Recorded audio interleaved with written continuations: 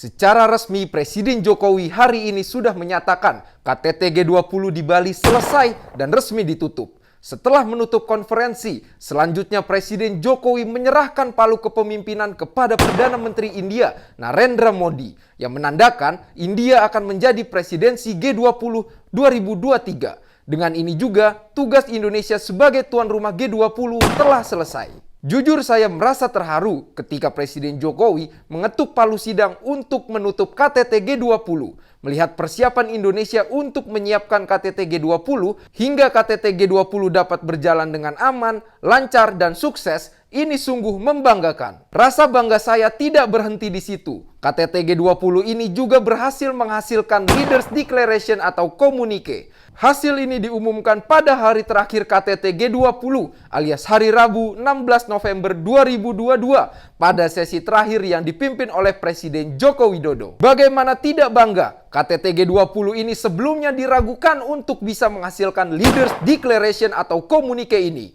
Mengingat presidensi Indonesia pada tahun ini berada pada situasi yang sulit.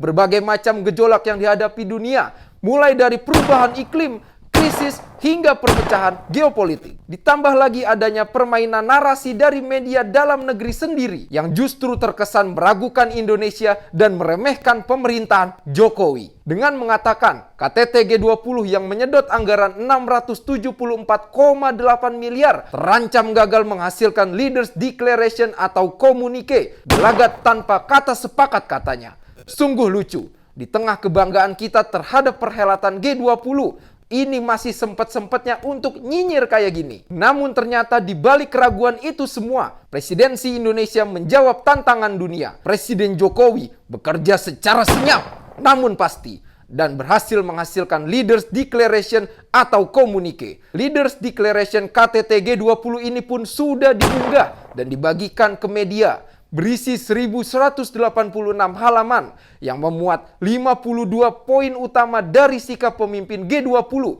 dalam pertemuan 2 hari terakhir. Di antaranya menyatakan bahwa sebagian besar anggota mengutuk keras perang di Ukraina. Anggota juga menekankan bahwa perang ini menyebabkan penderitaan manusia yang luar biasa. Hal ini pun semakin memperkuat posisi Indonesia sebagai negara non-blok dengan suksesnya KTT G20 ini.